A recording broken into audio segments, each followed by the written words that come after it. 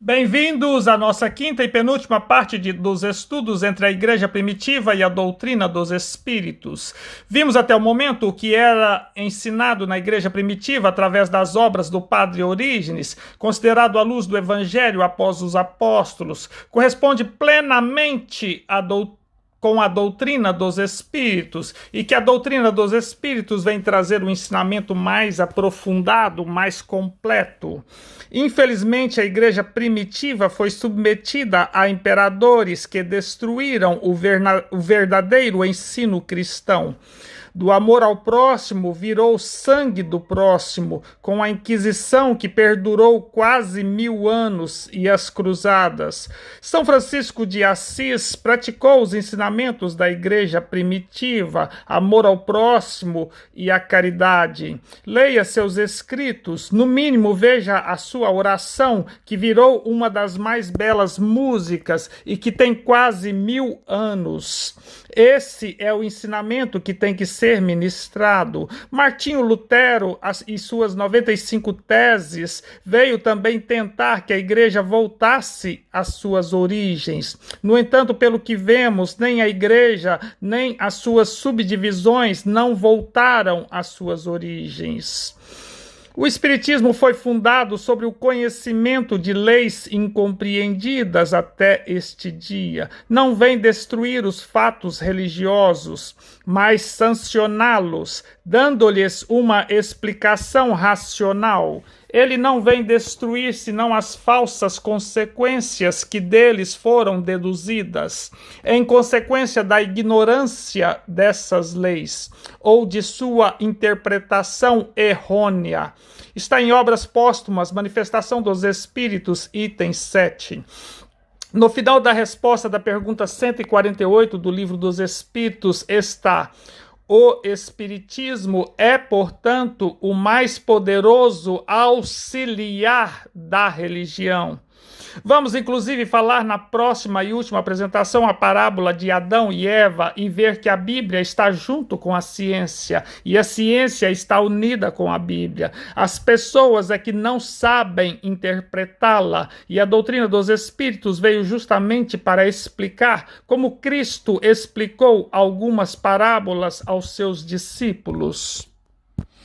O conhecimento dos Espíritos, ou do Espírito Santo, como diz o Padre Orígenes, é imenso e traz o que Jesus veio nos ensinar e muito mais, incluindo toda a relação dos bons espíritos e dos maus espíritos para conosco. Esse conhecimento não é uma religião, é o conhecimento que Cristo prometeu e nos trouxe para sempre. Os homens é que o transformaram em esse conhecimento na religião espírita, até porque não foi aceito pelas religiões vigentes. Pregam-se ideologias de imperadores e de alguns homens considerados infalíveis, e não a ideologia de Cristo.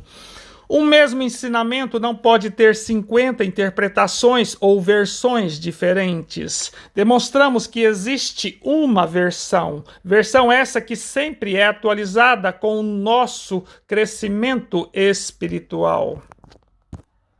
Os críticos da doutrina dos Espíritos, após análise criteriosa, têm como maior argumento em dizer que no item 26 do capítulo 6 do livro A Gênese está descrito: alguns, entende-se planeta, não deram origem a nenhum astro secundário, como se verifica com Mercúrio, Vênus e Marte, ao passo que outros, como a Terra, Júpiter, Saturno, etc., formaram um ou vários desses astros secundários. Ao colocar que Marte não teria um satélite formado do próprio planeta, em 1877 descobriram as luas de Phobos e Deimos, portanto haveria erro na doutrina dos espíritos. No entanto, ao mencionar que Marte não tem satélite, referia-se a satélite derivativo do planeta, e Phobos e Deimos, pelo que a ciência na atualidade compactua, ambos os corpos se desviaram desse cinturão de asteroides, tendo sido capturados pelo campo gravitacional de Marte. Portanto, não são astros derivativos do planeta. Inclusive, em 50 milhões de anos, Phobos vai colidir com Marte ou vai ser destruído pela força gravitacional do planeta. Quem estuda a doutrina espírita sabe da influência do médium nas comunicações espíritas e que essas influências podem alterar o conteúdo da mensagem. Portanto, pequenas incorreções podem ocorrer, como ocorreu nos evangelhos. Nenhum ser humano seria capaz, depois de décadas, escrever o que se passou sem a ajuda espiritual. Gravar palavras por palavras que foram ditas. Qualquer humano que assim fosse fazer alteraria completamente o teor. Apenas mediunizado ou inspirado podem fazê-lo. Marcos Evangelista, de onde veio sua inspiração para escrever? Sabemos que foi Pedro que lhe passou. E Pedro, como lembraria de palavras por palavras ditas por Cristo? Narrados que foram confirmados por Mateus, que empregou a sua forma de expressão e conhecimento, além de algumas novas passagens, certamente mediunizado, inspirado.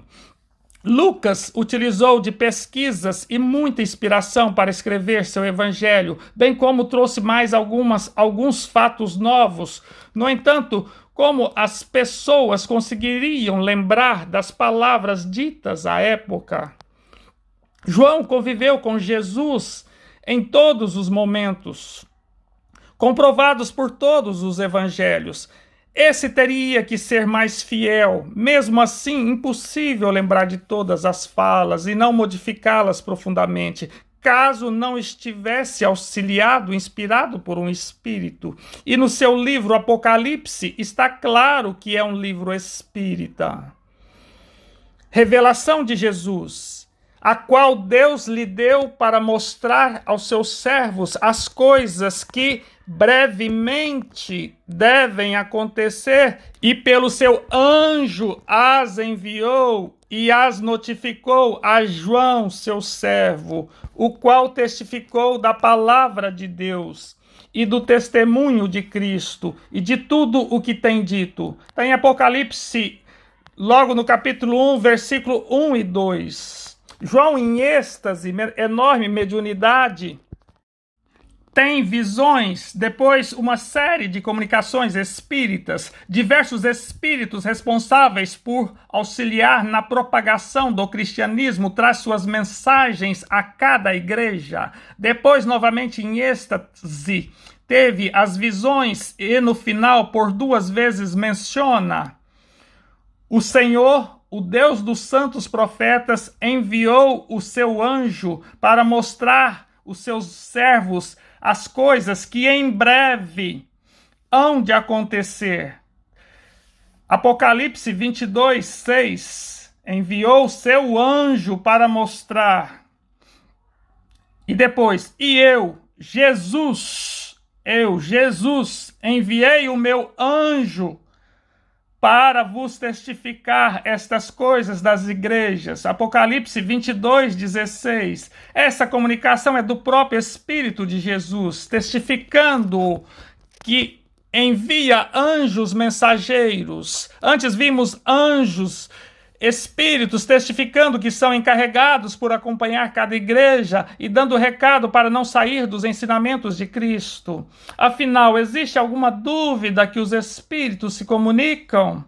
Que eles passam mensagens? Que suas mensagens, a depender do espírito, é verdadeira? Cristo não enviou um espírito para enquadrar aquele que virou o São Francisco de Assis, entre tantos outros, Paulo, e até o imperador Constantino, que resultou no início do fim da perseguição aos cristãos.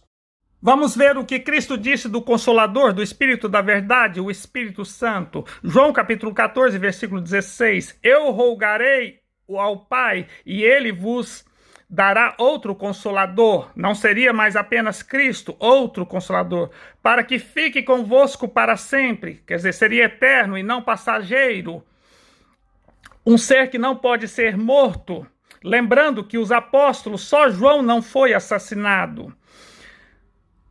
Espírito da verdade, que o mundo não pode perceber, porque não o vê, nem o conhece. João 14, 17.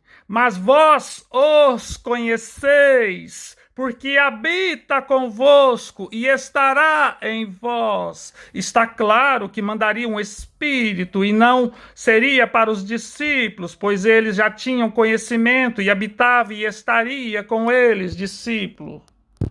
Mas aquele, o Consolador, o Espírito Santo, que o Pai enviará em meu nome, vos ensinará todas as coisas e vos fará lembrar de tudo quanto vos tenho dito. João 14, 26. Está evidente que essa fonte de conhecimento seria transmitido pelo Paráclito, pelo Consolador, por intercessores. Esses intercessores ensinaria e faria lembrar de tudo o que Cristo nos disse. Cristo não disse que o Consolador iria ajudar os apóstolos a ensinar. E mais, faria eles lembrarem de tudo que Cristo tinha lhes ensinado, ou seja, depois de muito tempo os apóstolos seriam testemunhas. João capítulo 16, versículo 7. Todavia digo-vos a verdade, que vos convém que eu vá, porque se eu não for, o Consolador não virá a vós. Enquanto estou aqui, eu mesmo ensino o conhecimento das coisas celestiais. Mas se eu for,